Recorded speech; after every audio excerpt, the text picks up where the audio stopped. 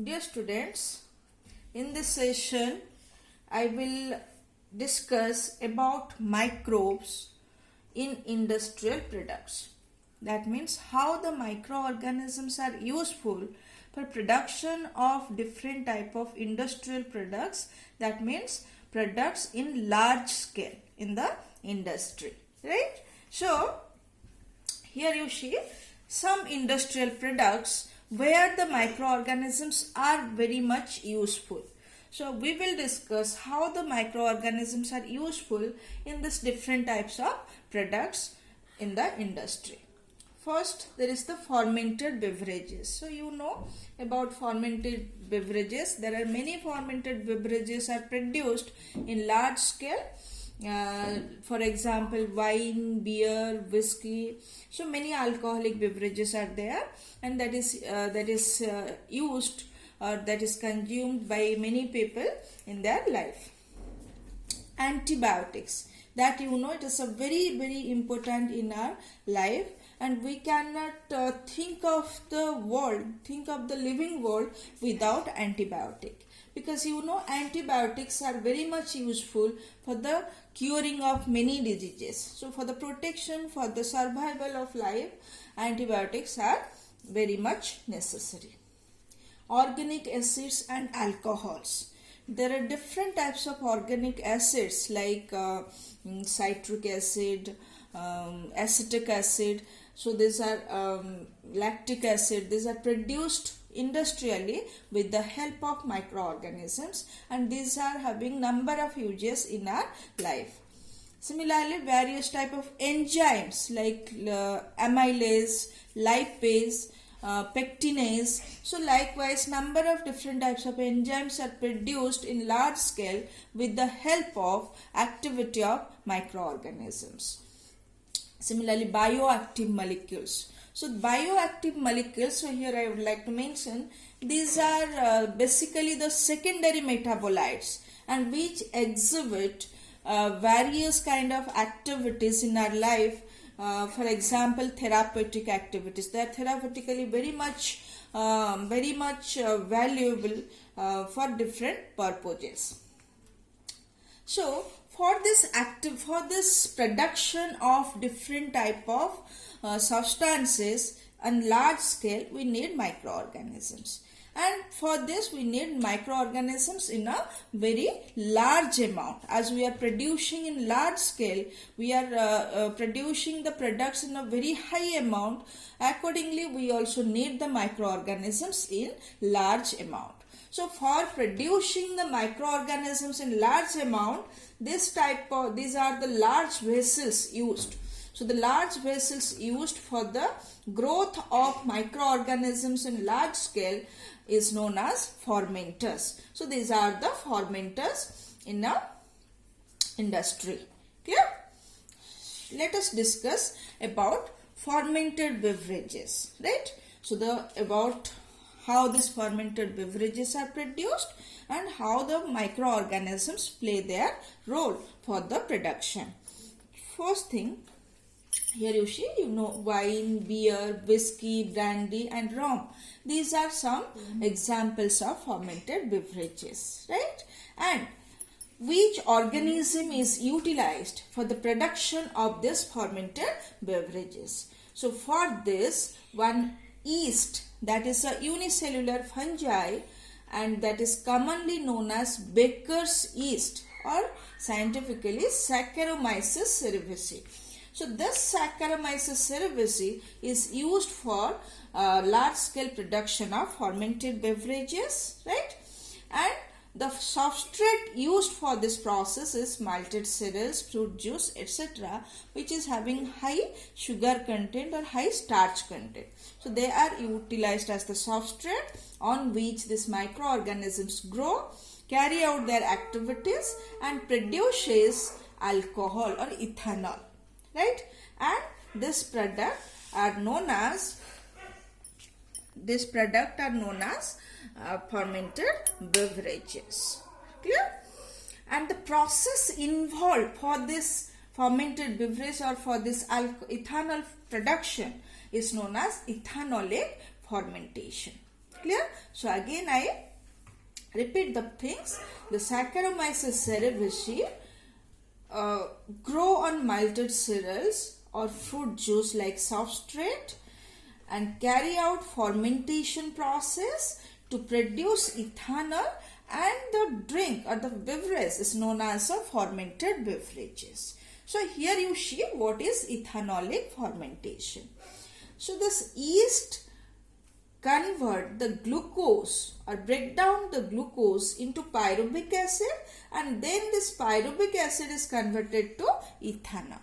And during this process of conversion of glucose to ethanol, there are the production or release of carbon dioxide also, right? So this is the fermentation process where the product is ethanol. So when the Saccharomyces cerevisiae is applied on substrate like malted cereal or fruit juices or any other substrate having large sugar content or large amount starch content, the ethanol are produced in different proportions and they are used or named as different beverages like wine, beer, rum. Likewise, they are named in different names. But these beverages are also categorized basing on the type of raw material used, right? That means whether it is fruit juice used or malted cereals used or molasses used. So likewise different types of raw material are used. So basing on the raw material used and basing on the processing, type of processing used, the products, alcoholic drinks or the beverages are categorized into different types. For example, here you see wine and beer. These are the alcoholic beverages or fermented beverages having less proportion of alcohol, right? Because these are produced without distillation, right? So these are the undistilled alcoholic beverages. Whereas whiskey, brandy, rum, these are formed by distillation. That means after production, they undergoes the process of distillation so that the amount of ethanol gets concentrated. So these drinks are having higher proportion of alcohol, and these are the distilled fermented beverages, right? The next industrial product we will discuss here, that is antibiotics. So what are antibiotics? So you have the idea that antibiotics we take for curing many diseases, right? So let us discuss about this. So first let me tell you what are antibiotics, right? So before defining this, let me tell you this antibiotic word is derived from two words, anti and bio. So anti, that is a Greek word and that means against. So anti means against and bio, you know that is life.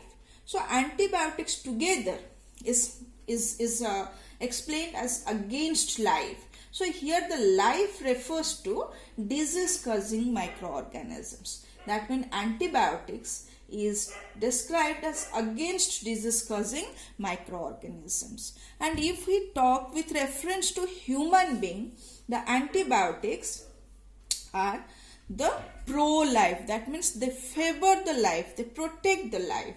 So these are the antibiotics. So now we can define antibiotics like this. These are the chemical substances produced by some microorganisms. Remember, microorganisms are always naturally produced by microorganisms and they kill some other organisms. So they can kill or retard, means reduce the growth of other disease causing microorganisms. So the chemical which are produced by some microorganisms and kill or retard the growth of other microorganisms that are harmful to us is known as antibiotics. Clear? So here we should know how these antibiotics are discovered, who discovered these antibiotics, as these are very, very important for us. So we should know. So here one more thing I would like to say. This antibiotics can cure many diseases like plague, whooping cough, diphtheria, like dreaded diseases. So that those diseases, leprosy, so this type of diseases can be cured by antibiotics, right? So here we know this, we will discuss about the discovery of antibiotics, and that is a very interesting story. So let me tell you which antibiotic is discovered for the first time. That is the penicillin. Penicillin was the first antibiotic to be discovered. And who discovered this? Alexander Fleming discovered this. And how he was able to discover this, that is a interesting story. So during that period, Alexander Fleming was working on Staphylococcus bacteria. And once he left his unwashed culture plate that contains Staphylococcus for few days, right? So I have already explained you about the culture and culture plate in one of my previous session or the first session of this chapter. So he left this unwashed culture plate for few days, and after that he observed presence of or growth of some fungi on that plate. But interestingly, he found that the place where the fungi had grown, surrounding that there was no bacteria. Clear? So that he concluded, or he analyzed, that something which avoid the growth of Staphylococcus. So that he concluded that this mold or this fungi produces some chemical which inhibits the growth of the Staphylococcus. And that chemical, according to the name of the fungi which was grown on his plate, right? That fungi was Penicillium notatum. So according to this name of the fungi, he named that chemical as penicillin, and that is the antibiotic. Later on, right, after this Alexander Fleming was the first to find out the presence of penicillin and to find out the role of penicillin to control the bacteria. Later on, two more scientists, Ernest Chain and Howard Florey, they discovered the function of penicillin as a potential antibiotic. And after his discovery as a potential antibiotic, it was used and it cured many people during the many soldiers during the Second World War, right? And for that reason, these three persons, Alexander Fleming for discovering this penicillin, and Ernest Chain and Howard Florey for establishing this penicillin as an antibiotic, they were awarded with Nobel Prize in 1945. Remember, these three scientists were awarded Nobel Prize for the discovery of antibiotic penicillin in 1945. Right?